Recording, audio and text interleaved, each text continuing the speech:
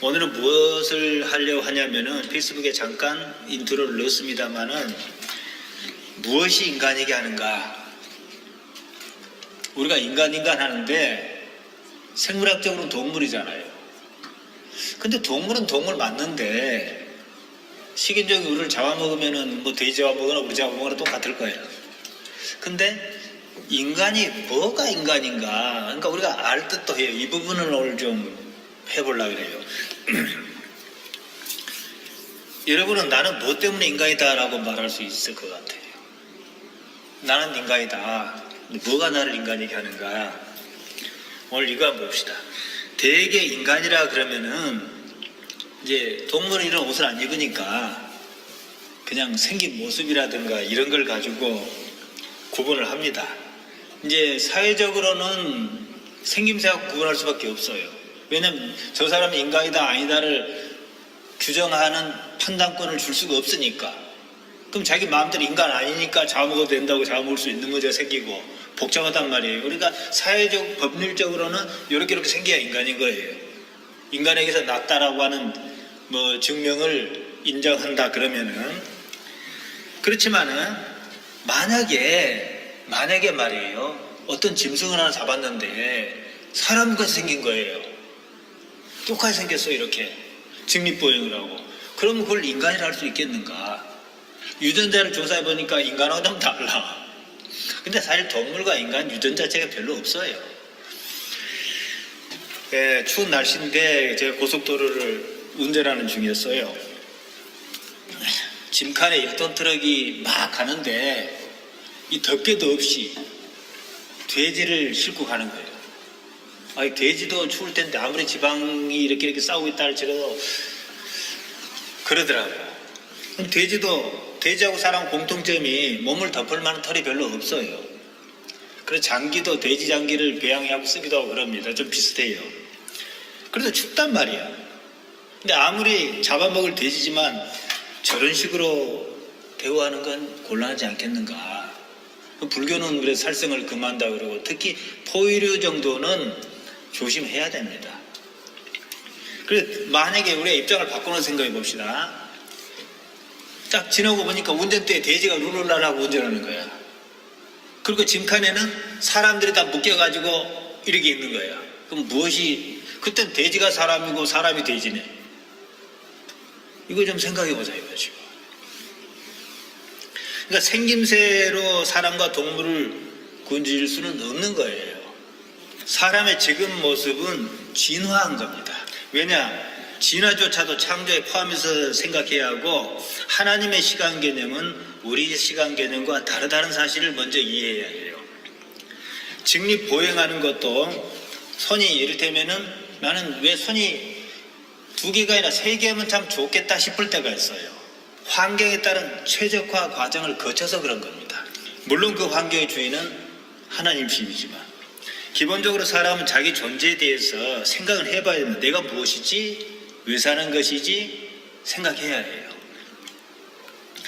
파스칼은 인간은 생각하는 거다. 그 기독교 진리를 호소할 목적으로 수백 편의 단상을 쓴 그 모음집이라 그럽니다. 근데 여기서 인간은 생각하는 갈대다 할 때 2가지 문장으로 나눌 수 있습니다. 인간은 생각한다. 그러니까 생각해야 인간이다. 그 다음에 인간은 갈대다. 갈대는 우리가 알잖아요. 나무처럼 그러지는 않지만은 바람이 잘 넘어지기도 하지만 부러지지도 않고 그런 표현이 아닌가 싶어요.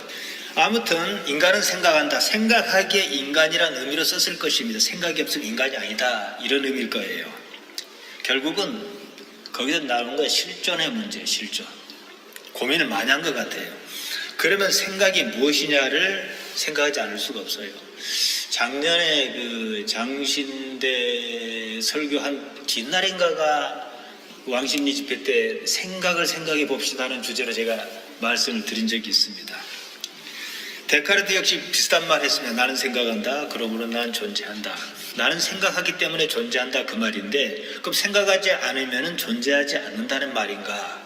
인간은 생각하는 존재 이런 문제인데 과연 생각이 나를 규정할 수 있는가? 동물은 생각 안 할까요? 물론 인간만큼 복잡하게 생각은 안 하지만 생각합니다.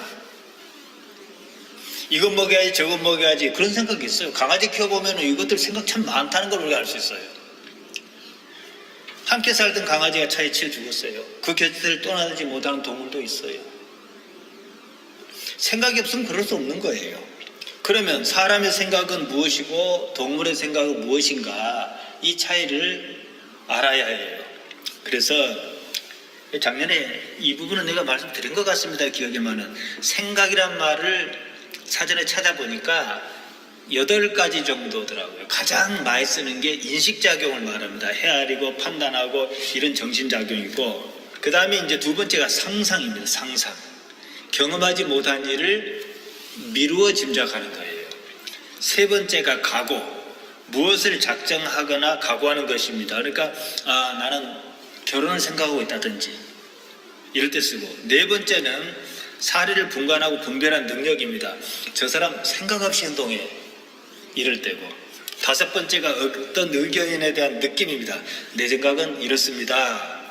여섯 번째가 욕구나 관심, 뭐 술 생각이 난다든지 이렇게 쓰죠. 일곱 번째는 기억을 말해요. 지난 일을 생각하니 회상입니다. 그리고 마지막이 그리워하는 거예요. 자식 생각이 난다든지 우리 막둥이가 보고 싶다, 이런 거. 아무튼 이렇게 다양하게 쓰는데요, 인간이 생각의 주체인 것 같아 보입니다. 그러면은 우리가 다시 생각해 봅시다. 한 사람이 있어요. 그가 생각의 주체일까요? 그는 자기 의식의 주체일까? 생각이 자기 의식의 주체일까? 사실 생각은, 보편적인 관점의 생각은 나의 의지와 상관없이 막 떠오르거든요. 그래서 불교는 이것과 싸움이 치열합니다. 번뇌. 명상하는 것도 수행하는 것도 이걸 일단 지우고 보자, 이렇게 하죠. 침팬지는 동물이에요. 거기에 비해서 사람은 동물이 아니다 이러는데, 생김새로 사람과 동물 차이를 구분지을 수 있겠는가 조금 전에 말씀드렸습니다. 사람 보기에 침팬지가 원시적인 것 뿐이에요. 만약 침팬지가 지금 사람이 하고 있는 일을 하고 사람이 침팬지처럼 하고 있다면 어쩌겠는가. 아까 돼지 같은 경우는 좀 극단적인 비유잖아요. 생김새도 네 발로가 뛰어다니고 이러니까. 그렇지만은 영장류 연구소가 몇 군데가 있는데요, 능력이 좋은 나라가 주로 있어요. 왜 그들이 영장류 연구를 하겠는가. 교토대학교가 있는데 거기 영장류 연구소가 상당히 유명합니다. 왜 유명하냐면 마츠자와 박사가 20대 때 시작해가지고 수십 년간 침팬지를 연구했거든요. 침팬지를 보니까 숫자를 기억하고 조합을 해요. 1, 2, 3, 4 똑똑똑똑똑 해. 그럼 먹을 거 담아주고 톡톡톡톡 하는데, 한꺼번에 딱 하고 첫 번째 숫자를 찍는 순간 나머지 숫자 딱 없어져도 기억하는데 우리보다 기억력이 더 좋아요. 우리는 아무래도 3개밖에 못 하거든요. 10개 이상을 기억해요. 이러고 놀면서 이러고 하더라고. 그러니까 순간 기억력 같은 경우라든가 전체를 보는 기억력 같은 경우에는 침팬지가 더 우월하더라고요. 물론 뇌를 비교하면 침팬지가 좀 작은데, 침팬지가 이 뇌가 발달하고 커지면 또 어떻게 하겠는가, 이 문제도 생기거든요. 과거에는 도구 사용을 들어가지고 사람과 동물을 구분했어요. 침팬지도 도구 사용하더라고. 견과류 같은 건 돌멩이 적당한 걸 골라다가 탁탁탁 깨먹고, 새끼는 옆에서 이렇게 보고 배우더라고. 물론 불을 사용하는 동물은 본 적이 없습니다. 이건 좀 이따 제가 말씀드릴 거예요. 왜 불을 사용하지 않는지. 만약에 동물이 불을 사용하면 큰일 나지. 동물이 여기저기 억한 마음으로 불 지르고 돌아다니면은 진짜 곤란하지요. 침팬지는 도구를 사용해 근거를 까먹고, 새끼 침팬지는 그걸 또 배워요. 단순하긴 하지만 말로 의사소통도 가능합니다. 다음 카페를 만들어가지고 설교 원문을 PDF로 올려버린 적이 있어요. 그러면서 단상을 조금 썼는데, 그때 구강 구조 때문에 인간이라는 주제를 길게 쓴 적이 있어요. 도움을 주거든요. 하이데거가 그랬잖아요. 인간은 언어로 생각한다고. 물론 침팬지는 글을 만들어 쓸 줄은 몰라요. 이 문제도 좀 이따 따지겠습니다. 아무튼 도구 사용이라든가 의사소통, 그 돌고래 같은 경우도 자기들끼리 의사소통이 상당히 활발합니다. 그런 거 가지고 인간과 동물을 구분짓는다는 것은 무리가 있다. 이것도 오래된 얘기가 아니에요. 협동심도 있습니다. 딱 이 지점에서 무엇이 인간이게 하는가, 그 문제를 우리가 생각해보지 않을 수가 없다, 이겁니다. 거의 사람들은 인간은 동물과 다른 존재다 이렇게 생각합니다. 인간이 동물에 비해서 정교한 의사소통이나 여러 가지 면에서 우월한 점을 들어 구분짓는데 이건 좀 단순합니다. 그럴 것 같으면은 영장류 연구소에서 백날 연구해봐야 침팬지가 사람 될 것도 아닌데 뭐하러 연구하겠어요, 그러려면. 그만한 이유가 있을 것입니다. 왜냐? 그들이 영장류를 연구한 이유는 단순해요. 인간은 진화했다는 명제를 갖고 있기 때문에 그런 거예요. 우리도 그런 단계에서 일로 왔을 텐데 무엇이 이렇게 오게 왔는가, 이거 연구한 거예요. 그렇지만은 만약에 창조론 신봉자라 그러면 연구할 필요가 없어요. 어째서 그들은 우리가 다르게 사는가, 이 문제지요.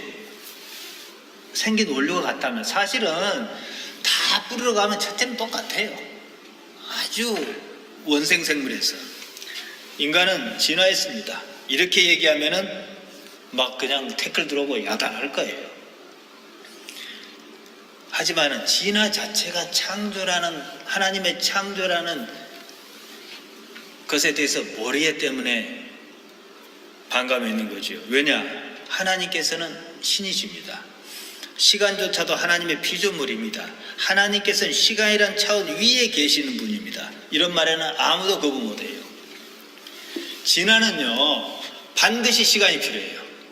따라서 인간의 이 테두리에서 신의 역사를 가둠으로 진화냐 창조냐 논쟁이 벌어지는 거예요. 그런 논쟁은 필연적으로 하나님을 인간과 동일한 존재로 생각하기 때문이에요. 예를 하나 들게요. 흔히 말해서 인간을 3차원 존재라 그러잖아요. 모든 차원의 존재는 마이너스 1차원으로 봅니다. 우리는 이걸 입체라고 생각하지만 사진을 찍으면 다 평면이잖아요. 여러분은, 우리는 모든 사물을 2차원으로 봅니다.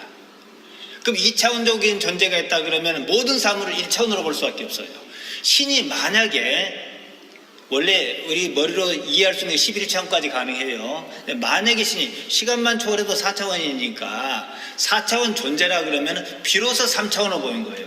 그래서 4차원의 존재에게는 시간이 없어요.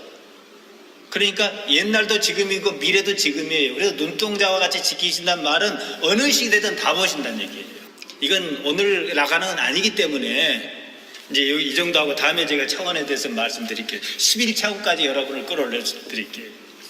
자, 신의 눈으로 보면요, 인생은 한 장의 그림이에요. 자, 이걸 이제 그림이라 칩시다. 근데 만약에 이걸 여러분이 이게 인간 생물학적 한계, 이걸 설명하면 어떻게 하겠어요? 여기서부터 이렇게 설명하든지, 여기서부터 이렇게 설명하든지, 여기서부터 이렇게 설명하든지 순서가 필요해요. 우리는 이걸 시간이라고 인식하는 거예요.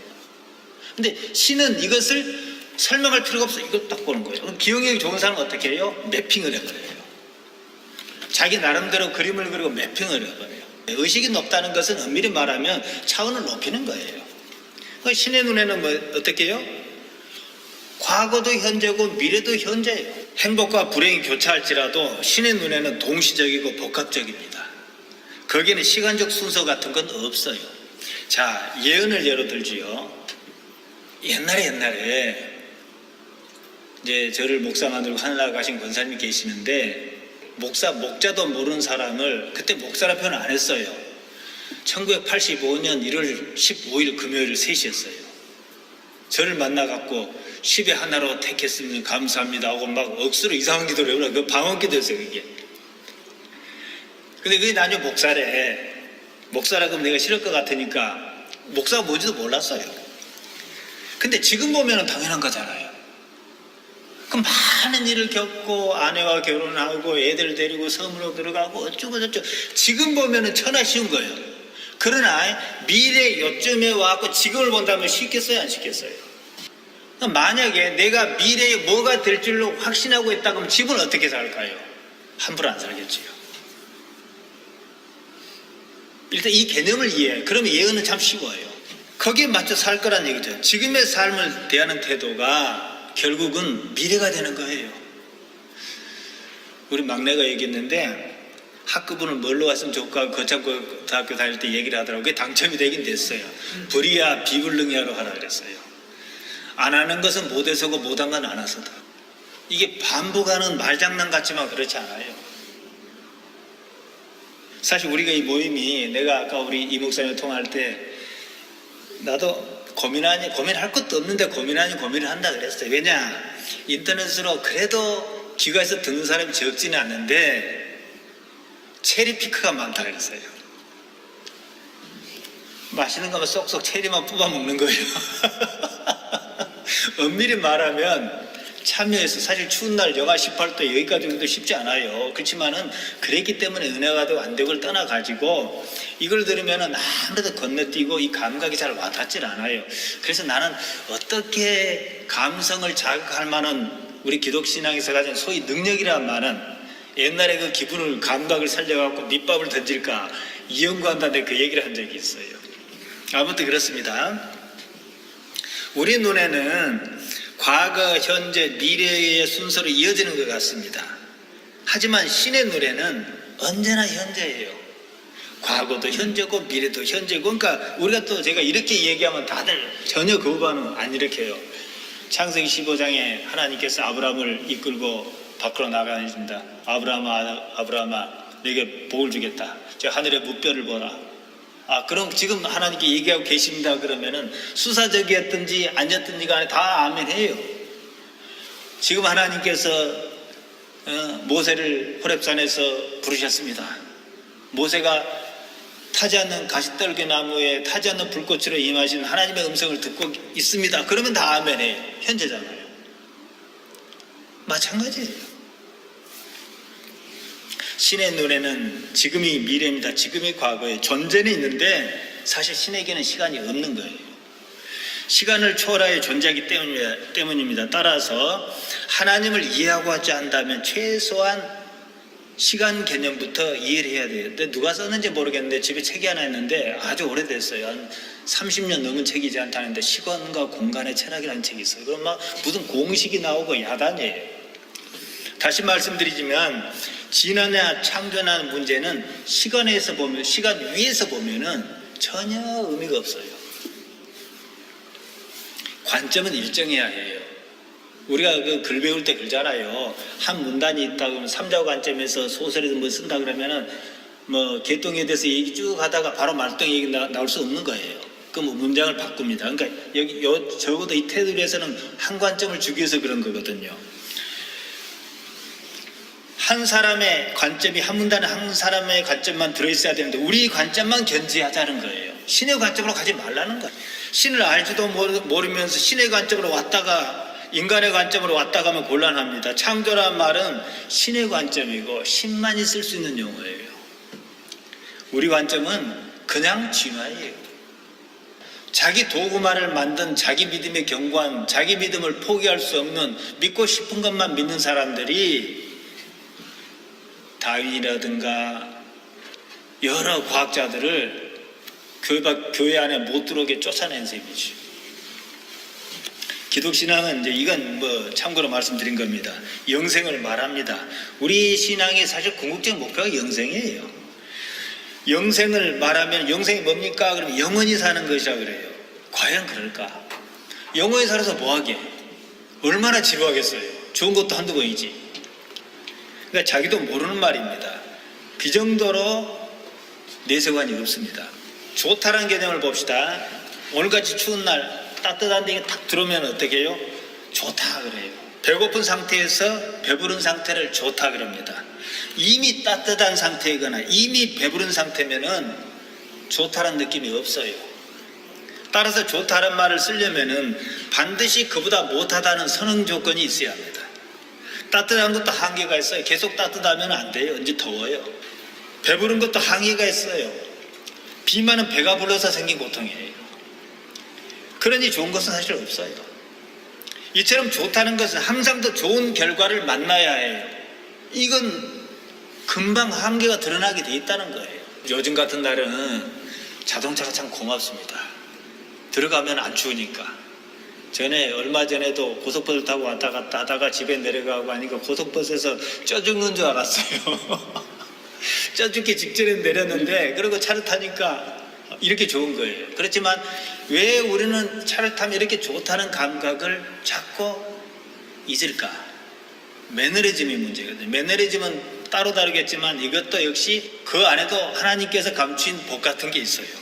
아무튼요, 천국은 예를 들어서 우리 흔히 생각하는 천국이라 그러면은 좋다고 그럽니다. 그런데 그 좋은 천국이라면은 엄청 지루할 거예요. 거기서 영원히 살 생각하면 나 안 살겠다고 하는 수가 생길 거예요, 아마. 그러면 천국 아니에요. 흔히들 이제 물어요. 그러면 천국이 어떻다 생각하느냐 그러면은 이제 거지 나사로와 부자의 비유를 얘기하더라고요. 거기 천국 얘기한 거 아닙니다. 나사로가 있는 데가 천국이려면 부자가 지옥불에서 물 한 방울 찍어달라 하는 광경을 볼 수 없어야 해요. 남의 고통을 보고 내가 천국이란 건 그 이상한 천국이에요. 이거. 예수님께서 말씀하신 거기 비유는요, 천국을 얘기한 거 아니에요. 이 세상 삶에서 한 번 결정 내려진 건 바꿀 수 없다는 거예요. 그러니까 부자가 뭐라 그래요? 그거 할 수 없다, 이 구렁이 껴서 못한다 이러니까 우리 형제들에게 얘기를 해가지고 너희들은 정신 차리고 이런 데 오지 말게 해달라 그러니까 그건 선지자들이 있다고 그랬어요. 그 얘기지 그것은 천국 얘기한 거 아닙니다. 아쉽게도 마지막 부분에 언급하겠습니다만 성경은 천국은 이렇다고 얘기를 해주질 않아요. 무엇과 같다고만 얘기하지. 뭐 밭에 감춘 보화 가치가 있다 이거죠. 값진 진주 알아보는 사람이 알아본다는 얘기죠. 이런 식으로 얘기를 했지 천국은 뭐다 없어요. 유대인들도 그래서 아마 예수님께서 하나님 나라를 말씀하셨을 때 아마 그런 질문을 했던 것 같습니다. 아무튼요, 확실하지 않고 확신하지도 않는 것을 가지고 말하는 것은요 의미가 없습니다. 그러니까 이제 요새 그 M 교회 목사님 아들, 나 이거 공적인 거라 세습 어쩌고 하잖아요. 내세관이 없어서 그래요. 다른 이유 없어요. 왜냐하면 그분은 그래도 먹을 만큼 먹고 명예도 있고 가질 것도 가졌을 겁니다. 충분히 보통 사람이 생각하기 이상으로 뭐가 있을 거예요. 근데 왜 넘깁니까? 내세관이 없어서 그런 겁니다. 그건 이따가 또 나올 겁니다. 평생 목회를 했어요. 나이 들고 세상을 살 만큼 살았습니다. 말은 그랬겠지만요, 딱 그 나이에 70이 넘었어요. 내세에 대한 뚜렷한 개념이 잡히지 않습니다. 그러면 현세에 집착할 수밖에 없어요. 죽는 날까지 집착할 수밖에 없어요. 거기 뭐 돈이 어떻고 이런 문제 다 제외하고요. 내일이나 모레 죽는다면요, 그 전까지 어떻게든 긁어 모아야 합니다. 그것이 자기 존재인 줄 알아요. 근데 영생은요, 영원히 사는 것 아닙니다. 아까 말씀드렸죠. 영원히 사는 것이란 과거, 현재, 미래처럼 시간의 나열이 있어야 그게 성립하는 거예요. 그건 자기 생각이에요. 영생은요, 시간이 없는 겁니다. 시간을 초월해버린 거예요. 시간은 어디에 해당해요? 몸에만 해당해요. 몸에만. 예수님께서 부활하셨는데 시공간의 제약을 받던가요? 또 거기서 왜 시공간이나 나오냐 그러면은 아인슈타인 이후로 그랬지만 시간과 공간은 결합 개념입니다. 예수님께서 부활하셔서 여기저기 마구 나타나십니다. 시공간 초월이죠. 영생 그와 같습니다. 지금 우리가 할 수 있는 유일한 일은 존재의 근거인 의식을 어디다 둘 것이냐. 우리가 전혀 부정할 수 없는 진리가 하나 있어요. 여러분이 이 자리에 있다는 거예요. 그래서 지금 여기 기독교는 거의 말 안 쓰고 불교 스님들은 종종 써요. 그것이 영생입니다. 자, 보세요. 여기가 이제 저의 출생이에요. 여기가 저의 사망입니다. 요쯤 왔어요, 이제. 이제 여기는 의식이 성장 안 하고 잘 몰라요. 아주 유년 시절에. 근데 다 여기 왔단 말이에요. 이러면 어떻게 죽잖아요. 민희 씨, 저 죽어요. 그 민희 씨가 이제 국가 한 송이 넣고, 아이고, 목사님 하고 할 거란 말이에요. 그럼 민희 씨가 다 죽었다 그런 것이 나는 안 죽었어요. 지금까지 죽으면 여러분 한 번도 죽어본 적이 없어요. 삼자 개념이죠. 할머니 죽고 할아버지 죽는 거 봤어요. 그래 나도 그럴 것이라는 건데 그때 관점이 바뀌어버리는 거예요. 아니죠. 항상 나는 내 관점만 갖고 살아야 하는 거예요. 그런 얘기했죠. 우리 승철 씨도 나중에 기가 막힌 것을 구경할 거예요. 뭘 구경해요? 내가 죽는 거. 그 흔히 유체이탈이라 그러지 않습니까? 그런 자기 죽는 모습을 본다. 그게 어느 정도 근거는 있습니다. 나는 안 죽어요. 몸은 변하지만 나의 정체성은 변하지 않습니까? 과학자들 흔히 하는 얘기 맞는지 틀린지 모르겠지만 몸을 구성하는 이 세포의 모든 것은 7년 중 우리 생명과학하는 아이가 있는데 바뀐다 그래. 어쨌든 바뀔 거예요. 그렇지만 나의 정체성은 계속 가는 거거든요. 그러면 나라고 할 수 있는 것이 몸이냐? 이건 아니거든요. 이제 이건 다른 문제니까. 아무튼 보편적으로 영생 오래 사는 거 이렇게 생각하다 보면은 아까 말씀드린 대로 몸에 관한 것, 시간이 과거, 현재, 미래라는 나열상으로 보기 때문에 그런 거라는 거죠. 그리고 이렇게 보는 사람들은 별것 없을 것이란 자기 판단을 신봉하기 때문에 나중에 별것이 있으면 어쩔 것이냐, 이 문제에 대해서는 또 답을 못 줍니다. 주로 이제 이런 식으로 따지는 사람이 루이스예요. 그때 천국 있으면 어쩔래, 이 얘기예요. 호소력은 있긴 있어요. 뭐 진화를 말하다 여기까지 왔는데요. 어쨌든 진화라고 하면 오해하기 십상이에요. 어쨌든 시공간에 대한 올바른 이해부터 하자 이거예요. 나중에 다루겠습니다. 다시 침팬지로 갑니다. 자, 침팬지를 포함한 동물은요, 놀라운 사실은 사는 방식이 10년 전이나 100년 전이나 1000년 전이나 똑같아요. 그러잖아요. 삶의 환경이 바뀌어도 사는 모습은 변하지 않습니다. 삶의 환경이 어떻게 바뀝니까? 어떤 침팬지는 영장류 연구소에서 맨날 놀면서 바나나 얻어먹고 살아요. 이게 바뀌어요. 어떤 침팬지는 그냥 케냐에서 그냥 있는 거고. 반면 사람이라는 존재는 삶의 환경이 엄청나게 바뀝니다. 없는 물건도 만들었어요.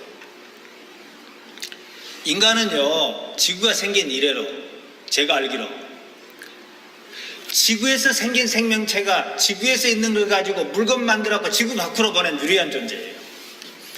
보이저 1호가 1977년이니까 우리 애들보다 나이가 많네. 아직도 날아가고 있어요. 1977년 9월 5일. 그때 컴퓨터가 얼마나 유치하겠어요. 카이퍼 벨트를 날고 있어요. 태양계를 벗어나고 있다고. 정말 운 좋게 2030년까지 교신이 가능하대. 거기서는 하도 멀어가지고 데이터를 보내려면 많이 시간이 걸려요. 수십 년 나라 태양계를 벗어나려고 합니다. 생각보다 놀랍지 않습니까? 지구 중량이 그만큼 줄어들었을 텐데. 인간은 분명 동물입니다. 모양만 다르지 장기를 비교해도 돼지와 뭐 크게 다르지도 않아요. 근데 무엇이 동물과 다를까? 요즘 동물들은 사람이 사는 환경에 살다 보니까 많은 일을 겪습니다. 우리도 까치가 종탑에 자꾸 집을 지어서 난리예요. 그럼 옛날에 까치는 집을 지을 때 나무가지만 갖다 짓는데 요새 까치는 철사도 갖다 줘. 그리고 한전의 최대 적이 까치예요, 지금. 겨우 그 정도 변화예요. 요새 비둘기는 뭐 먹습니까? 비둘기나 갈매기, 새우깡 먹지요. 변화 없어요, 그거 외에는. 또 요새는 또 이제 무단횡단하다가 치여 죽는 뭐 고양이나 참 많습니다. 그런 일이 어제 오늘 일은 아닐 텐데 계속 치여 죽어요. 변화가 없어요. 사는 방식의 차이가 없다는 것이죠. 진보도 발전도 없습니다. 침팬지라도 별반 다르지 않아요. 침팬지가 요플레를 먹는다 해서 인간으로 진화하는 것도 아니에요. 왜 그럴까? 인간은 외모는 우리가 안 봤으니까 그렇다 치고, 우리 골격도 옛날 요새 가야 시대의 골격을 요새 했더라고. 그러니까 좀 눈도 더 작고 좀 딸딸하게 생겼더라고. 어쨌든 진화해요. 사는 건 더 말할 것도 없고. 근데 왜 동물은 안 그럴까? 마츠자와 박사는 침팬지에게 한 가지 특이한 사실을 발견했습니다. 실험을 하기 위해서 이제 방을 이제 캐빈을 이렇게 만들었단 말이에요, 세 개로. 엄마 침팬지 넣고 새끼 침팬지 넣고 손이 딱 창살살을 밀어넣어서 손이 안 닿을 만한 거리에 먹을 것을 놨어요. 여기 작대기를 놨어요. 그러니까 엄마 침팬지가 아무 손이 안 닿는 거야. 새끼한테 저거 좀 줘 하고 막 그러는데 새끼가 알아도 그걸 줘. 이건 똑같아요. 그리고 작대기로 그 도구를 사용했다는 거지. 그러다가 먹었어요. 요까지는 똑같아. 사람도 그러잖아요. 근데 한 가지 다른 사실을 발견했어요. 엄마가 저리 속을 타고 했으면 지가 알아서 주는 거 없더라는 거예요. 여러분은 여기 오면요, 프로세싱 복잡합니다. 여기서 내가 어떻게 해야 될지를 예상한 것도 있고 못한 것도 있어요. 알아서 대처하는 게 있단 말이에요. 알아서가 없어요. 아니, 엄마가 저걸 먹고 싶으면 엄마 내가 줄게 하고 주면 좋은데 안 해. 달라고 막 하니까 주는 거예요. 마츠자 박사, 이게 다르구나. 수십 년 만에 발견했어요. 그래서 상상력의 부재다 그런 거예요. 상상력이 없습니다. 동물에게는 상상력이 없어요. 상상력은 상상하는 능력인데요. 아직 일어나지 않은 일이나 존재하지 않는 대상을 머릿속으로 헤아려 보는 겁니다. 미루어 짐작하는 능력이에요. 어미가 저렇게 쓰고 있으면 왜 저런가? 내가 도울 일은 없는가? 그게 없다는 거예요. 물에 빠진 새끼를 구한다든지 이건 다른 문제입니다. 물에 빠진 것을 그대로 두면 죽을 것인데 죽을 것이니까 내가 구해줘야지, 이 개념이 아니란 얘기예요. 죽음을 미루어 짐작하고 구했다 말할 수가 없습니다. 죽음과 같은 생존에 꼭 필요한 능력은요, 동물이든 사람이든 본능에 내장하고 있어요. 컴퓨터로 치면 롬이에요. 좀 확장시키면 요새 말썽 많은 커널 메모리쯤에 해당해요. 컴퓨터를 공부하면 사람과 똑같아요. 롬은 본능이 아니고 커널 메모리는 이제 막 태어나면서 조금 넣는 그런 거예요. 새끼를 기르고 보호한다든지 하는 행위가 여기에 해당하는데요. 여기서 말하는 상상력은요, 생존과는 크게 관계는 없습니다. 뭐냐? 더 나은 형편, 더 나은, 이게 대단히 중요한 말입니다. 저는 원고에 다운표를 놨어요. 더 나은 형편을 동물은 기대하지 않아요. 상상력은 더 나은 형편, 나는 더 나은 부자가 돼야지. 그러니까 뭐 비트코인인지 뭔 코인인지 등록금 부어가지고 사고 난리를 하는 거 아니겠어요. 동물은 안 그래요. 요즘 운전할 때 전 불쾌한 게 방향지시등을 안 켜. 그거 원래는 불법입니다. 방향지시등을 켠다는 것은 불법이냐 합법이냐를 떠나가지고 상대방에게 내가 이렇게 할 테니까 거기에 대처하시오고 신호를 주는 거거든요. 제가 다니는 길에는 사고 위험이 높은 삼거리가 있어요. 나는 저 차가 이리로 올 거 방향지시등을 안 켜니까 올 거라고 기다렸는데 이러고 가는 거예요. 나쁘냐 안 나쁘냐 그건 차치하고라도 내가 어떻게 하면 남에게 도움을 줄까 상상하지 않는다는 거예요. 그럼 뭐예요? 동물이지. 동물이에요. 그거 사람 아니에요. 왜냐하면 내가 이렇게 하면 상대가 어떻게 할 거를 예상을 해야 되잖아요. 안 해버리는 거예요. 계속 안 하면 안 하게 돼. 그건 해야 하는 거예요.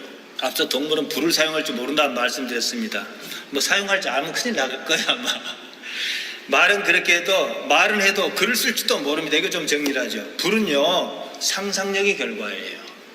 무슨 말이냐면 상상력이 없으면요, 불 사용 자체는 의미가 없어요. 더 나은 미래를 상상해야 하는 거예요. 동물은 그런 거 없다 그랬지요. 예를 듭시다. 인간이 왜 불을 발견하게 됐는가?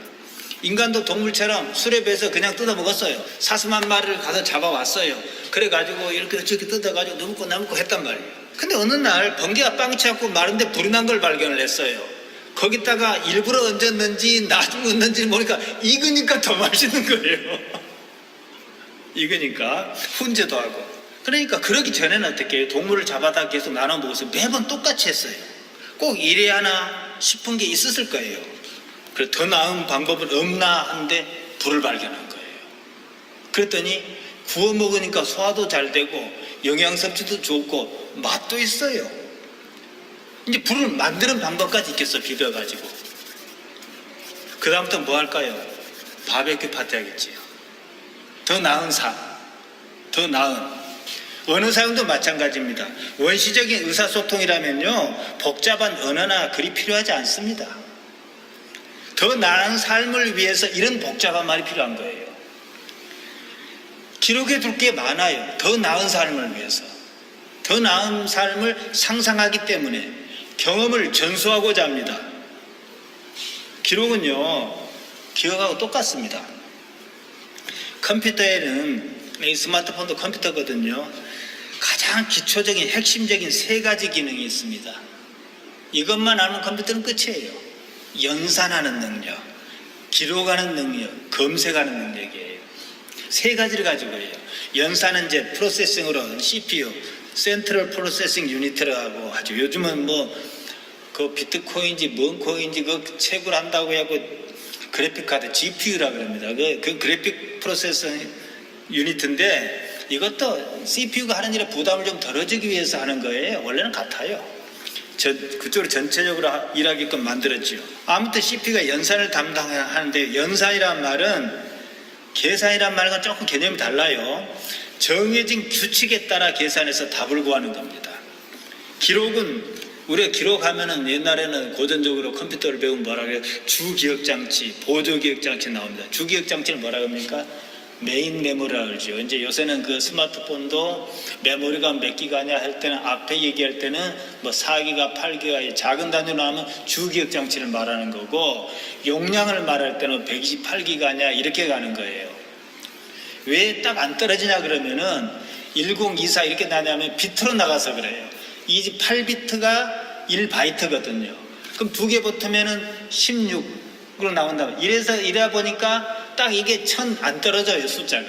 아무튼 주 기억장치는 이제 메인 메모리라 그러는데, 입력 장치에서 읽어드린 각종 데이터를 일시적으로 저장해서 프로그램을 수행하도록 하는 메모리입니다. 그러니까 이 데스크탑하고 같은 거예요. 일치하고 치우고 책꽂이에 꽂아놓고, 책꽂이는 보조기억장치예요.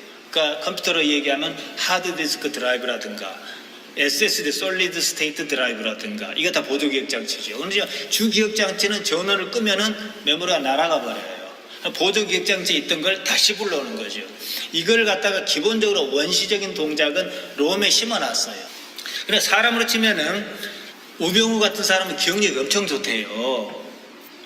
메인 메모리가 큰 거예요.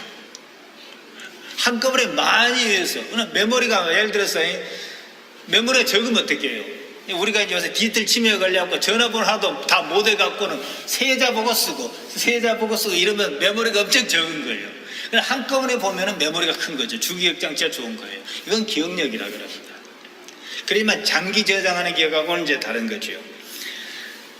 보조기억, 그러니까 요새가 이제 4차 혁명 시대라는 것은 초연결 사회인데, 내가 직접 갖고 있지 않아도 언제든지 연결해서 데이터를 갖고 올 수 있다는 거예요. 지금도 검색하면은 뭐 켈빈이 어떤 사람인지, 뭐 루터가 어떤 사람이 다 나오잖아요. 이건 보조기억 장치인데 초연결 사회가 되다 보니까 마치 내가 내 서구에 갖고 있는 것처럼 사용할 수가 있는 거예요. 이것이 인공지능의 핵심입니다. 그러니까 보조기억 장치는 뭡니까? 공책 같은 거죠. 책 같은 거. 그래서 이제 그러고 보면은 컴퓨터는 참 사람을 많이 닮아 있어요. 어떤 부분은요. 그 다음에 검색 기능입니다. 검색은 데이터를 찾는데 컴퓨터가 찾으니까 오죽 잘 찾겠어요. 인공지능이 인간보다 더 뛰어나다면 기억 용량에 한계가 없고 기억의 망각이 없다는 거예요. 처리 속도도 일정 부분 한몫합니다. 이와 같은 일련의 작업은요, 아까 말씀드린 대로 더 나은 미래를 상상하기 때문입니다. 더 나은 미래를 위해서 글이 필요했고, 동물은 더 나은 미래를 생각하지 않는다는 거예요. 마츠자와 박사는 그걸 상상력의 차이로 보았습니다. 저는 조금 더 다르게 봅니다. 성경적으로, 구체적으로 동물에게는 내일이 없어요. 이건 마태복음 6장 34절 한 군데만 나와요. 이 개념에 대해서는. 근데 거기는 잘 설명이 안 하는데, 원어로 충실한 번역은 NIV가 주로 충실하게 번역했는데 아주 번역이 좋습니다. 이따가 볼게요. 상상력은 더 나은 삶의 형편에 대한 기대, 그거일 수밖에 없습니다. 동물은요, 지금 배부르면 그만이에요. 내일을 생각했다 그러면은요, 그러니까 배가 고플 내일이 있을 수도 있잖아요. 내일은 안 잡을 수도 있잖아요. 동물 못 잡을 수도 있잖아요. 그러면은 사슴을 한 마리 잡아서 어디다 숨겨놔야 되는데 그게 없어요. 더 맛있는 요리도 생각하지 않습니다. 그냥 따먹고 뜯어 먹어요. 더 나은 형편은 생각이 없어요. 내일이 없어요. 포유류 중에서 가장 머리가 좋다는 돌고래조차도요, 내일이 없습니다. 이게 더 이상의 진화를 못하게 하는 거예요. 왜 그런지는 잘 모르겠어요. 어쨌든 하나님께서 그렇게 만드셨어요. 하나님께서 인간에게 준 가장 큰 선물은 내일이에요. 그 대신 동물이 겪지 않는 더럽힌 백합화도 고통을 안 겪고, 공중에 나는 참새도 고통을 안 겪고, 초원의 사자도 안 겪는 고통을 왜 겪냐? 내일 때문에 겪어요. 그러니까 우리가 내일이라는 개념을 제대로 이해하면은 고통은 없이 하고, 어떻게 행복할 것이냐? 행복은 동물처럼 인간이니까 내일을 가지고 있으면서 어떻게 할 것이냐? 이 문제가 마태복음 6장에 쫙 나와 있는 개념입니다. 아무튼 동물은 내일 먹을 거 쌓아두는 법이 없습니다. 만나도 그래서 하나님께서 그러시지 않았어요. 그날 먹을 거 그날 구해라. 그래 욕심 많게 구하면 벌레 생기고 그러잖아요. 안식일이라 하지만 이틀치만 구하라. 왜 그랬겠어요? 그렇지만 내일을 아는 인간은 그게 고통이었을 것이요. 하나님께 내일 주신다는 보장도 없는데 내가 하나님을 어떻게 믿습니까? 지금 기업 한 달치 정도나 이렇게 확보를 해야 내가 좀 살겠는데 내일 또 기다리라는 거예요. 아까 불안했을 거예요. 그러니까 우리 삶이 불안하다면 어떻게 해요? 정상적인 거예요. 봅시다. 이게 인간에게만 독특한 개념인데요. 하나님의 선물입니다. 다시 말씀드리면 비록 우리가 불안하고 염려해서 고통으로 느낄지라도 인간을 동물로 취급하지 않았다는 사실이에요. 현재 우리 몸을 갖고 있기 때문에 하나님께서 계시고 동물이 있다면 적어도 이 사이에 신으로 올라서기 위한 이 사이에 있다고 볼 수가 있죠.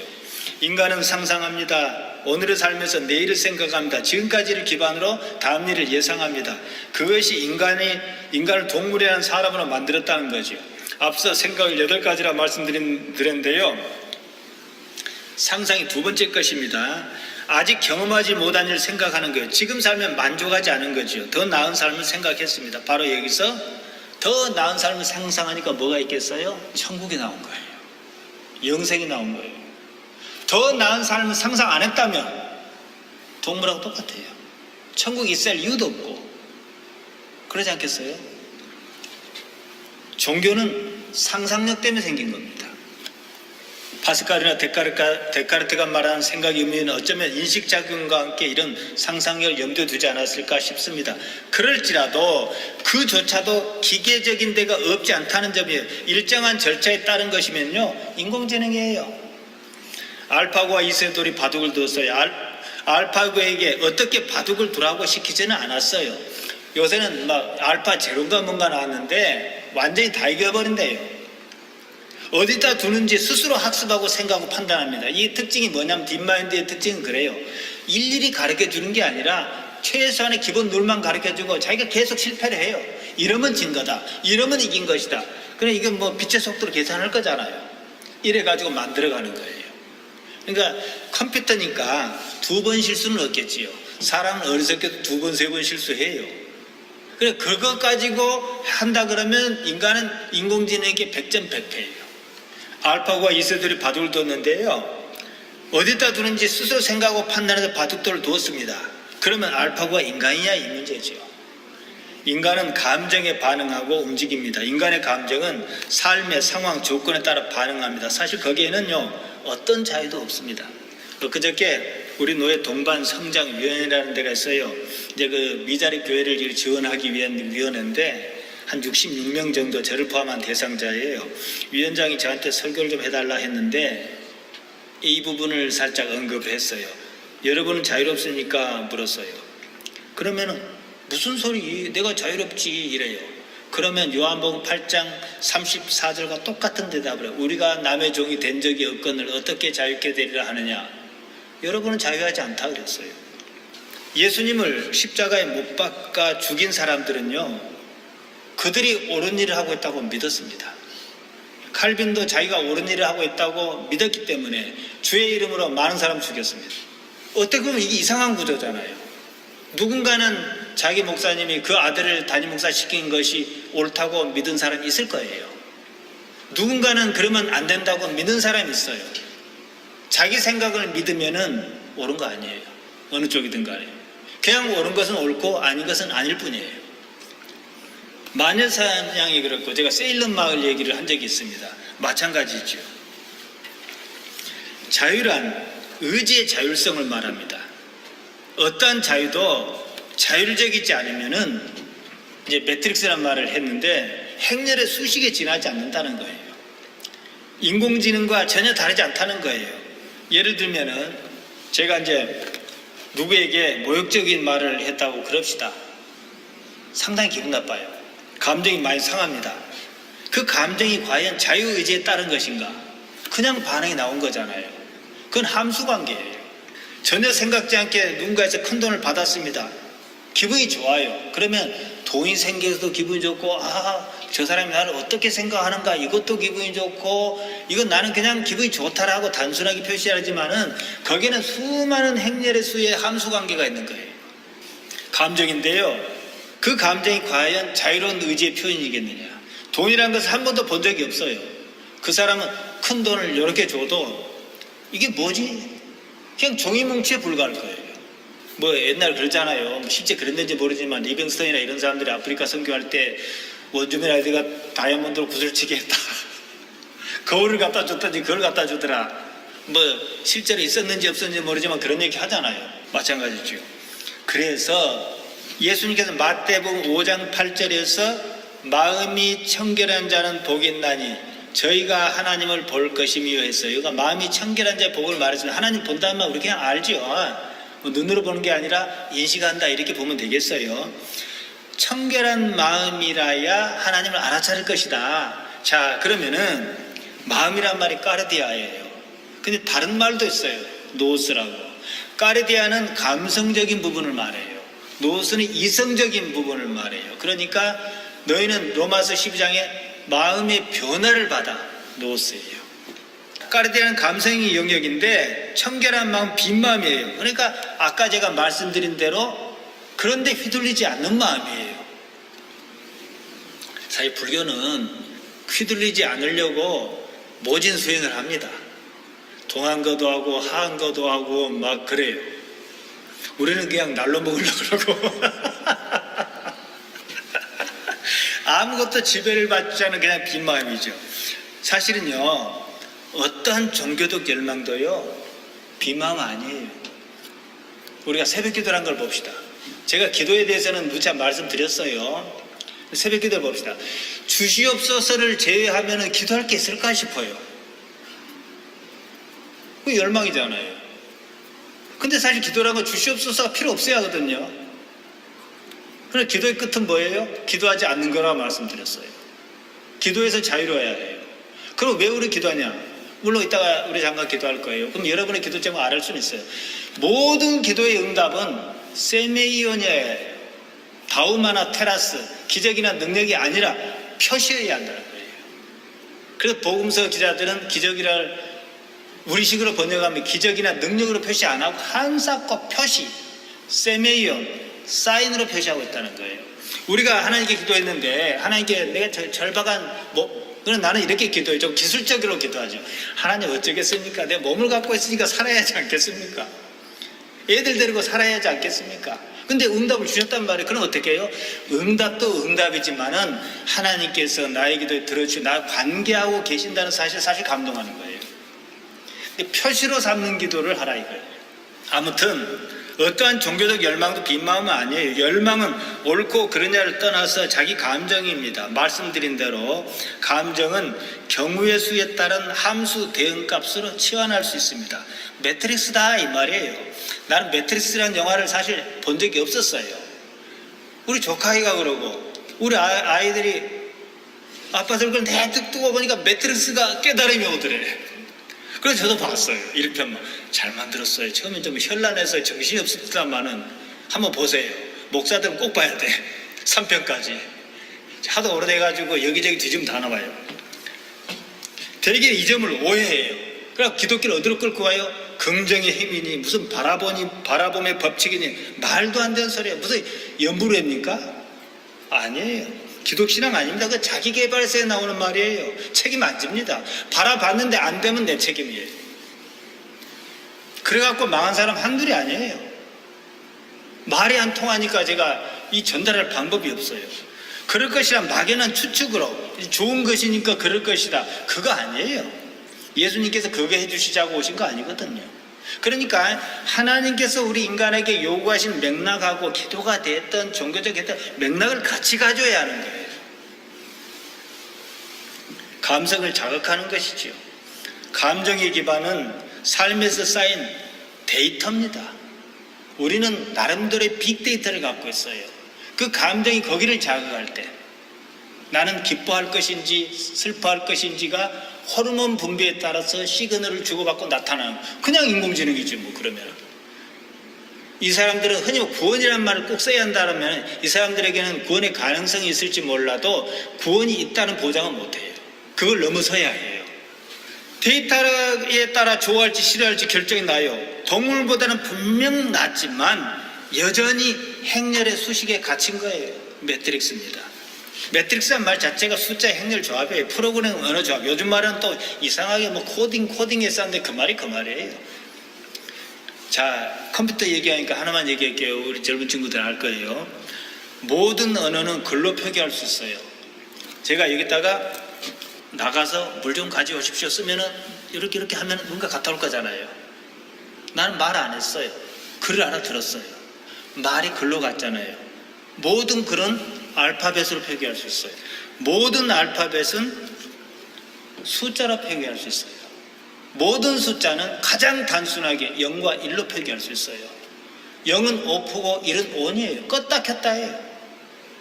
컴퓨터는 멍청하게 다 껐다 켰다 해보는 거예요. 그렇지만 속도가 워낙 빨라가지고, 그러니까 어떤 것은 우리는 쉽게 하는 것도 컴퓨터 어려운 게 껐다 켰다를 무한히 많이 해야 되는 경우가 있어요. 우리는 감으로 할 수 있는 것도. 다시 말해 대응값이란 거예요. 이진법 숫자에 대응하는 각 값의 값으로 치환하고 다시 알파벳으로 돌려주고 각각 언어로 돌려주고 그것을 센서에게 누른 거예요. 요새 뭐 드론드론 하잖아요.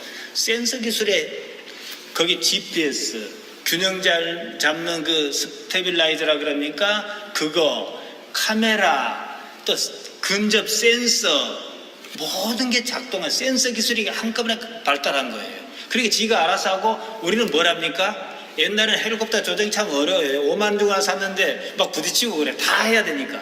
근데 센서가 기본적인 건 다 하고 나는 경로만 주는 거예요. 다시 말해서 그러는 것에 대해서는 자율성이란 건 눈꼽만큼도 없어요. 아이보가 뭘 하고, 뭐 로봇이 뭘 하고, 인공지능이 뭘 하고, 알파고가 뭘 하고, 자율성 없어요. 다만 거기에 대응하는 함수값만 있을 뿐이에요. 종교에서 자유는 몸의 삶에 매이지 않으려는 의지의 자율성을 말합니다. 어떠한 의지도 자율적이지 않으면 행렬의 수식에 지나지 않는다는 거예요. 내게 기분 좋은 말을 하니까 아멘하고 기분 나쁜 말을 하니까 아멘 안 하고, 예를 들자면 그것은요 내 자율성이 아니에요. 이 안에 빅데이터가 함수 대응을 할 뿐이에요. 그 인공지능도 그렇게 하게 돼 있어요. 예수님께서 자유를 말씀하신 것을 깊이 이해를 해요. 자유가 불교로 얘기하면 해탈입니다. 인간은 동물과 달라요. 생김새 때문이 아닙니다. 내일을 안다는 것입니다. 더 많은 미래를 상상합니다. 여기에 문제가 있습니다. 내일에 대한 상상이 필연적으로 탐욕을 낳았다는 사실이에요. 저 M교회 K 목사님도 내일이 없었으면 그렇게 안 합니다. 할 이유도 없어요. 저는 목사예요. 우리 이용환 목사님 저보다 나이가 적으니까 지금 도통하면 돼요. 60 전에 도통해야 돼. 안 그러면 꼰대 돼. 안 바꿔. 하던 게 편하니까. 근데 가만히 노예나 가보면은 사실 노예 가면은 60살 정도가 넘어져야 장로든 목사든 발언권도 있고 알아서, 이 우리나라는 충효 사상이 있어서 알아서 대접합니다.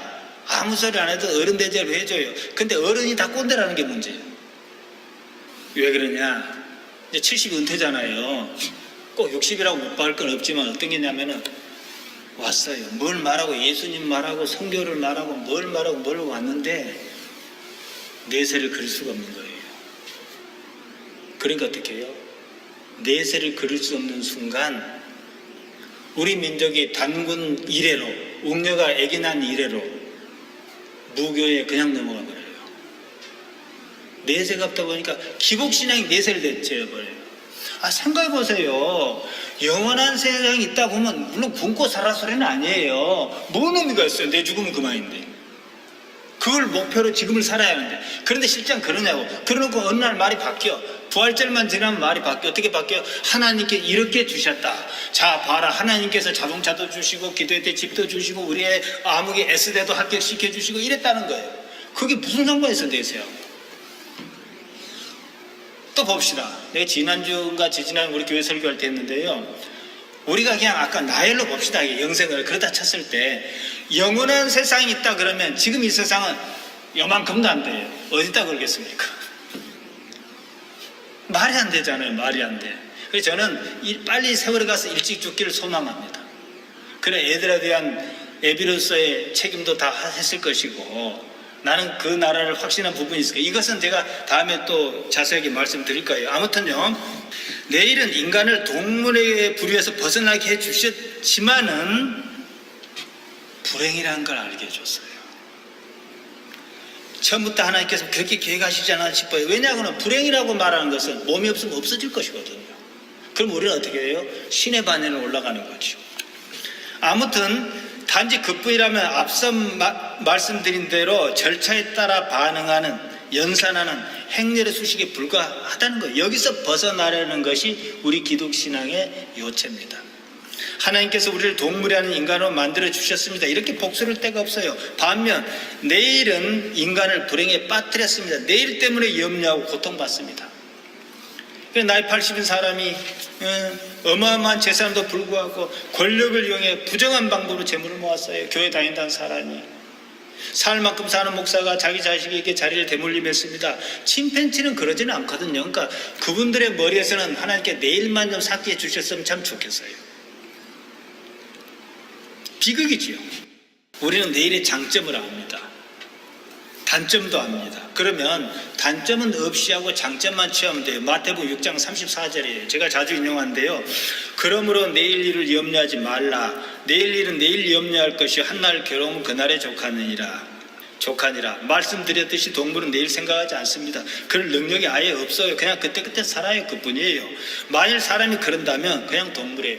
이 부분을 마태가 이제 5장 넘어오고 6장으로 쭉 오는데 다 이해하고 썼다고 생각은 들지 않아요. 그리고 고민이 많았죠. 찾느라고. 이 뉴 인터내셔널 버전은 잘 번역했어요. 원문에 가장 가깝게 번역했습니다. 이것을 어떻게 번역했냐면은 그러므로 내일 일을 염려하지 말라. 내일이 그 자신을 염려할 것이다. 그러니까 우리가 내일 염려한다는 게 아니에요. 내일 염려를 내일 걔한테 맡겨버려라. 의인화시키면 그 얘기입니다. 각 날은 스스로 문제를 감당해 충분하다. 이상근 주석도 이걸 캐치를 했어요. 내가 내일 가서 염려한다는 얘기가 아니에요. 내일이 감당할 것이라는 거예요. 우리 염려할 거 아니다. 우리는 알고만 있으라는 거예요. 왜냐? 내일을 모르면 뭐가 되니까요? 침팬지 되니까. 알고는 있어야 돼. 그렇지만은 내일 때문에 자 보세요. 무슨 염려가 내일 때문이에요. 지금 여러분 염려할 게 있습니까? 나도 좀 염려할 게 있어요. 저 방에 빨리 나가야 네이버에 내놨는데 빨리 나가야 옮길 텐데 하는 거. 그러니까 이 말씀은 드레핀 백합화를 보라, 하늘에 나는 공중에 나는 새를 보라, 이 얘기는 동물처럼 살아라, 백합화처럼 살아라 얘기가 아닙니다. 거기서 배울 수 있는 것은 그것이 미물이지만 내일을 염려하지 않는다는 거예요. 왜냐? 내일이 없으니까. 그것만 취하라는 거예요. 그리고 우리는 내일이 있기 때문에 염려가 돼요. 그럼 내일에 맡겨라 이 얘기예요. 그럼 뭐가 남겠습니까? 보통 사람 못해요. 복음이 없는 사람이. 근데 우리는 할 수 있는 근거가 있어요. 뭐냐? 하나님께 계시잖아요. 그래서 마태복음 6장 32, 34절 나와요. 이방이 이런 거 구하는 것이라 너희들은 하나님의 나라와 하나님의 의를 구하는, 이 말씀 그래서 나온 거예요. 그러니까 내일이 없는 것처럼 살 수 있겠느냐? 근데 우리는 내일이 없는 것처럼 못 살아요. 근데 이건 우리가 이해해요. 그래요. 하나님께서 내일을 책임져 주신다면, 그러니까 하나님을 요구하는 거예요. 여러분, 하나님이 없다면은 우리가 어떻게 해요? 그러지 않겠습니까? 하나님을 또 예수님께서 성경 어디에도 아버지라고 한 적이 없어요. 예수님께서만이 하나님을 아버지라고 가르쳐 주셨어요. 예수님 자신도 유대인들이 워낙 믿음이 좋아서 자기들 믿음이 옳다고 하나님을 아버지라 했다고, 하나님을 아버지라 해도 하나님이고 하나님을 뭐라 해도 하나님 되잖아요. 그래서 신성 모독죄로 죽인 거잖아요. 자기 믿음이 워낙 좋아가지고. 어느 종교가 절대자 창조주를 아버지라고 가르친 적이 있던가요? 없어요. 누군가는 말했습니다. 아프니까 청춘이라고. 헛소리입니다. 나 성공했어. 나 서울대 교수야. 자기 자랑하는 거예요. 대부분의 아픈 사람은 그렇게 못해요. 아픈 건 그냥 아픈 거예요. 그 이상은 아니에요. 염려를 없이 할 수는 없어요. 그냥 염려스럽습니다. 염려도 생각이에요. 생각이 나의 동의 없이 마구 떠오르듯이 자다가 그냥 걱정이 막 되는 거예요. 내일을 한 인간이기에 겪어야 하고 넘어야 하는 문제일 뿐입니다. 그 이상은 아니에요. 그러한 사실 인식이 무엇보다 중요한 겁니다. 염려한다고 키를 한 잔 더 크게 할 수 있느냐? 그냥 절망적인 소리를 하시는 거예요. 그렇다고 염려하지 않으려는 노력 또한 사실상 불가능합니다. 최근에는 이제 정신 쪽의 연구가 발달해 있잖아요. 염려나 걱정이 같은 말인데 걱정 많은 사람이 더 영리하답니다. 통계적으로 걱정 많은 사람이 더 잘 삽니다. 이 뇌가 내성이 생겨가지고 잘 이겨요. 말은 걱정을 많이 하는데 염려한 만큼 왜 잘 사냐? 염려한 만큼 위험 부담을 피하는 기회가 더 많아요. 우리가 예상을 못한다면 내비게이션을 찍고 서울 가는데 눈이 올까 안 올까 어느 길로 가는 게 빠를까 안 한다면 그냥 갈 거잖아요. 앞에 뭐 절벽이 있든 눈이 있든 사고가 났든 그냥 갈 거잖아요. 그러니까 염려하는 것을 거부하지는 말란 얘기예요. 내가 염려하고 있구나. 이것만 하면 돼요. 어떻게 염려가 사라졌다 그럽시다.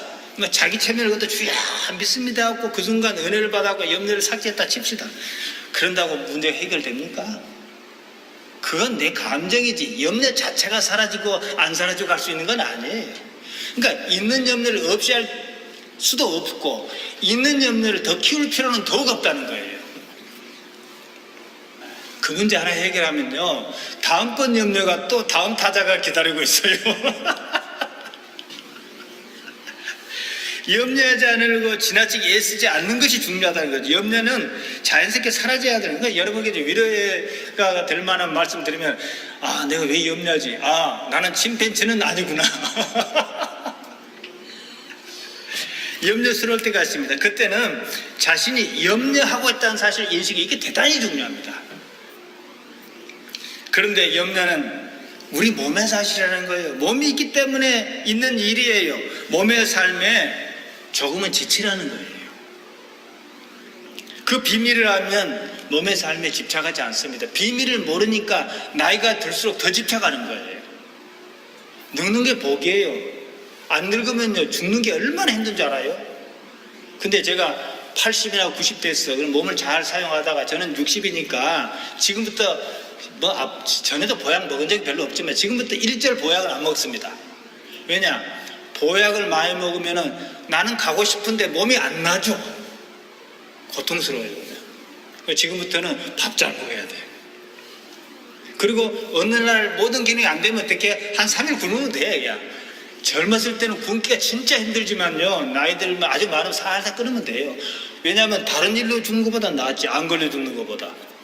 관리를 잘해서 암은 안 걸리게 해야 되겠지만은 행복한 거예요 그게. 의아하게 들리겠지만요 교회를 포함해서 절도 마찬가지지만 한국인에게 기독신앙은 안 맞습니다. 이건 비극 같은 얘기예요. 무교가 훨씬 맞습니다. 그러니까 여기서 부흥한다는 이단이 됐든지 신천지가 됐든지 축복합니다 하는 데가 됐든지 다 무교식이에요. 근데 문목사가 왜 부흥 못하냐? 그걸 안 하니까. 이걸 안 하고 어떻게 기술적으로 해볼까 지금 연구 중에 있습니다. 우리 민족은요 내세관이 없어요. 종교성은 참 많은데 내세관이 없더라는 거예요.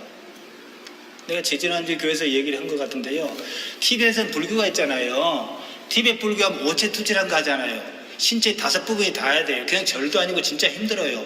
3,000km, 2,000km, 3,000km를 오체투지를 이러고 걸어간 것도 아닌데 그것이 옳든 그르든 떠나서 종교는 그런 거예요.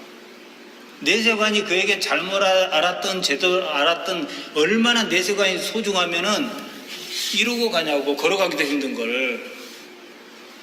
기독교가 그렇게 내세관을 알고 있냐는 거예요. 근데 내세관이 자기도 모르는 사이에 사라져버려요. 그럼 어떻게 해요? 기복관이 딱 남아서 이제 돈이 필요한 거예요. 권력도 필요하고. 이게 막 헷갈립니다. 이게 지금.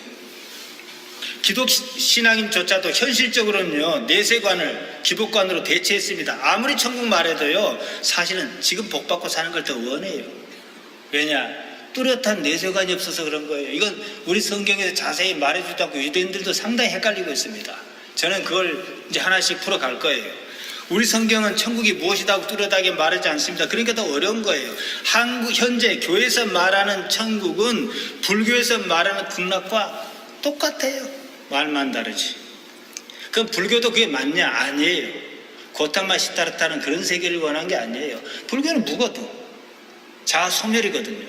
그런데 이제 나중에 이제 후배 선생들이 나와가지고 이래 갖고는 장사가 안 돼. 절도 망하게 생겼어. 그러니까 복을 얘기했던 거예요. 그러니까 이제 복이 더 커져버린 거예요, 지금. 교회에 복 얘기 안 하면 몇이 나올까요? 사실은 복이라는 것 자체가 좋기도 하지만 일면은 사람을 엄청 괴롭히는 거거든. 그러니까 그 부자 돈 많은 사람이 자살도 하고 그러잖아요. 행복은 그런 데 있는 게 아니라 이거지. 자기 자존감이 있어요. 자기 자존감이 충만한 사람은요, 없어도 광채가 나고 어디서든지 당당하고 떳떳합니다. 그러면 어떤 일을 하더라도 거기 맞게 잘 풀릴 거예요. 이게 우선이지 다른 게 우선은 아니에요. 요새는 영리에서 인간이 돈으로 얼마나 행복할 수 있는가, 미국 어떤 회사에서 한 7만 달러 정도면 그 이상이 넘어가면은 돈의 양과 행복에 관계가 없대요. 그 회사 CEO는 자기 봉급을 그 한도로 정하고 직원들 봉급을 올려줬어요. 그런데 회사가 엄청 잘 되는데 서로 들어가려고 그러는데 실상 그래요. 남이 봐주는 것은 봐주는 거지 내 생각이에요. 내 새끼 뭐 서울대 갔습니다. 어디 갔습니다. 자기가 남이 좋아할 거라 생각이지 착각해. 다 시기해. 그런 얘기 할 필요도 없어요. 나한테 좋은 것이지. 내 새끼 내가 이쁜 것이지 남한테는 뭐예요? 귀찮아. 그냥 보고 이쁘다 해줄 뿐이야. 서비스 해줄 뿐이야. 그런 법이에요. 강아지 키우는 사람이 있어. 그 사람은 가장 친하고 싶으면 어떻게 하면 돼요? 그 집 강아지를 칭찬해 주는데. 그러면 우리나라는 아직 그 반려동물에 뭐라고 안 되니까 항상 그 피해의식이 있어. 남은 애가 걔 때문에 피해 주지 않나, 시끄럽게 소리하지 않나 이러고 있는데 이뻐해 주니까 그냥 금방 친해져 버리고 커피도 사주고 그런다고. 그 집 애기 이뻐하라고 하면 금방 친해져.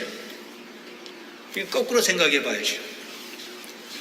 복은요, 현실적인 문제입니다. 그것이 아니라 하니 좋아할 리 없지요. 결국 예수님 믿어 복 받고 잘 살자는 쪽으로 가고 만 거예요. 부처님 믿어도 마찬가지 결국 복이에요. 뭐 극락이고 천국이고 없어요. 그런데 그것이요, 놀랍게도 한국교회를 성장시켰다는 거예요. 그러니까 교회만 성장했고 알맹이 신자는 성장이 없어요. 그러니까 이런 사단이 나는 거예요. 시끄러움이 나고. 장로가 800억 비자금 폭로하고 자살해버렸대요. 우리가 보통 생각 말이 안 되잖아요. 왜 이렇게 우악스러운 일이 발생하느냐는 거예요. 도대체 그 교회는 뭘 얘기했냐 지금까지. 돈 얘기한 거예요. 별소리에도 돈이에요. 천국을 말합니다. 어떻게 말하든지 사후세계를 가르칠 거예요. 죽음 이후 세계를 어떻게 생각하느냐. 그림이 없어요. 결국은 현세의 복을 비는 기복신앙으로 용수철처럼 많이 늙어놓으니까 도로 팅 가버린 식으로 가버립니다. 한국교회 한계가 여기 있습니다. 그러면 질문이 있어요. 사후세계를 어떻게 그릴 것인지 말이에요. 현실적인 방법은 없습니다. 성경이 말하지 않기 때문에. 저는 이 문제로 많이 고민했어요. 나름대로 답을 찾았습니다. 그 문제가 아니었습니다. 지금 살면서 하나님을 어떻게 인식할 것이냐 이 문제예요. 우리 형제가 지금 자기 나름대로 하나님을 인식했어요. 하나님을 인식했단 말이에요. 성경을 보냐 맞는 거예요. 그럼 이 사람이 어떻게 살겠어요?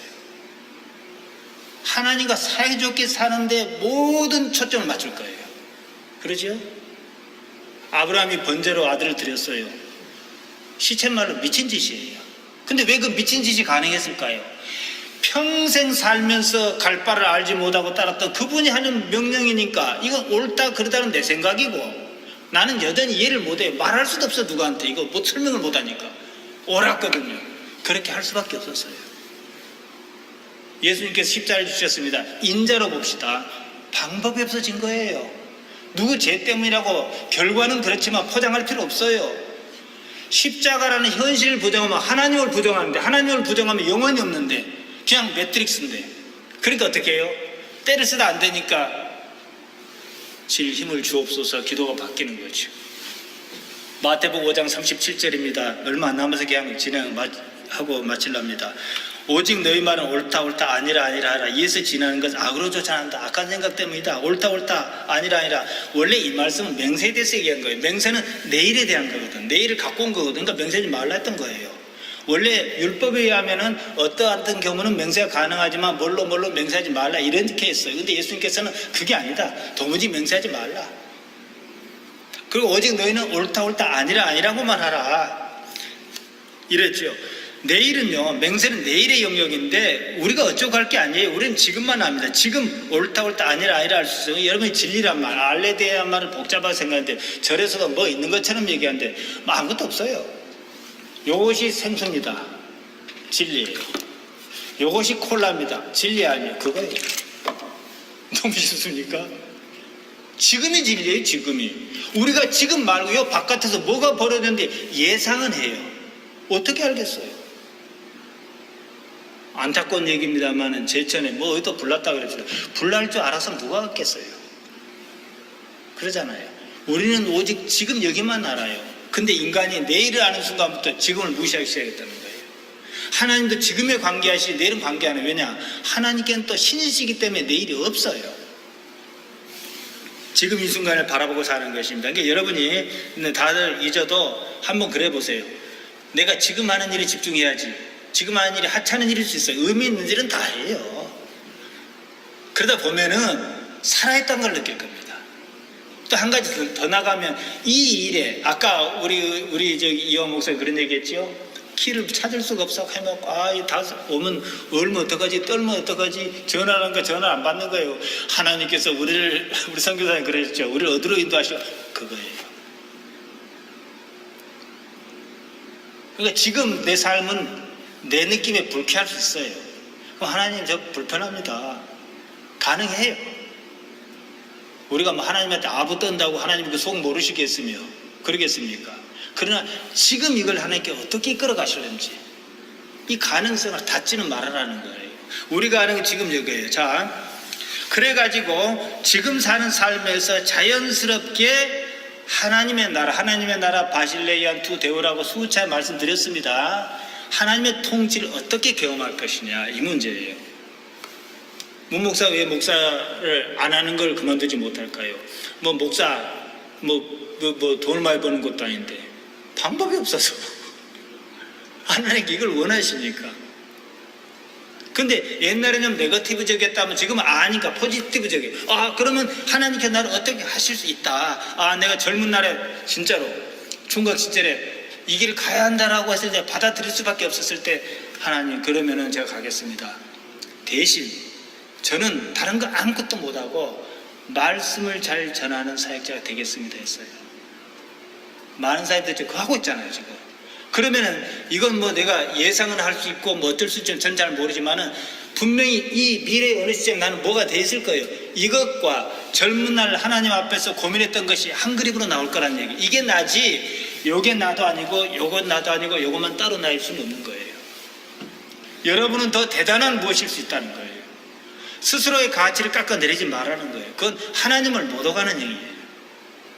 지금 그 일을 하는 거예요. 원론적인 얘기입니다. 아브라함이 어쩌고 떠났어요? 갈 바를 알지 못하고 길을 떠났습니다. 갈 바는 내일에 대한 거예요. 그건 하나님께서 처음부터 안 알려 주셨거든요. 그건 하나님의 소관이에요. 내일은 하나님의 소관이에요. 나는 뭐예요? 지금 가야 하느냐 말아야 하느냐 이거예요. 나는 지금 가는 거예요. 지금 일이죠. 길 떠나는 것은 자기 생각에 의지하지 말기 바랍니다. 그러면 자연스럽게 자기 부인이 이루어져요. 기독신앙의 첫 단추는 자기 부인입니다. 자기 부인이 가능해야 회개도 있고 뭣도 있고 하는 거예요.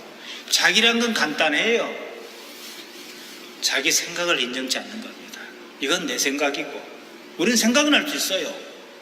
이걸 이래야 되나 저래야 되나 하다가 좀 그럼 이건 내 생각이고 하나님께 또 다른 생각이 있다면 하나님께 다른 길을 주시지 않는다면 물론 나는 이렇게 갈 거예요.